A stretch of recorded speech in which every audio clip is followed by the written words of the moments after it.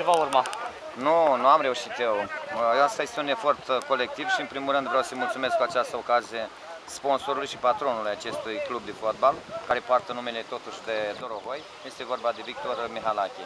Este un drum parcurs de 2 ani de zile în care primul an a fost un an de formare, de tatonare, echipa jucând în Liga A4, iar anul acesta, pentru un efort susținut și o ambiție deosebită a jucătorilor, s-a promovat în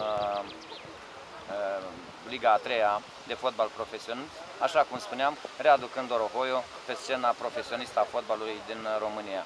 Acum ce va urma depinde foarte, foarte mult de finanțatori, depinde foarte, foarte mult de abnegația jucătorilor și celor care se vor pregăti, cei care vor fi în jurul echipei și, bineînțeles, cum toată lumea și nu este un secret, să știe, fotbalul totuși consumă bani până să ajunge la performanță. Veți aloca bani de la bugetul local pentru echipă?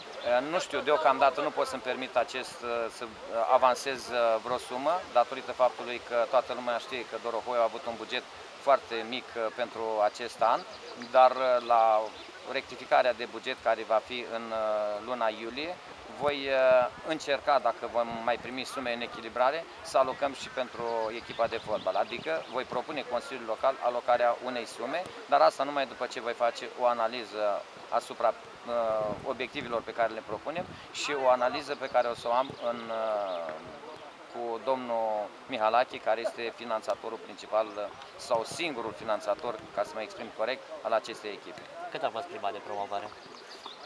Nu vreau să avansez sau să spun nicio sumă, tot ceea ce s-a dat din inimă și sunt convins că acești tineri care s-au pregătit meritau mult mai mult decât am reușit eu să le ofer sau chiar domnul Victor Mihalache. Sperăm să confirme în viitor echipa și, de ce nu, să vină cât mai mulți sponsori la echipă și atunci vom putea vorbi de prime cu adevărat pe care ar fi în concordanță cu rezultatele pe care le-ar obține echipa.